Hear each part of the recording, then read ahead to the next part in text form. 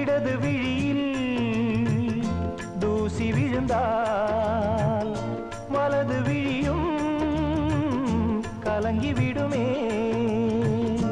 இருட்டில் கூட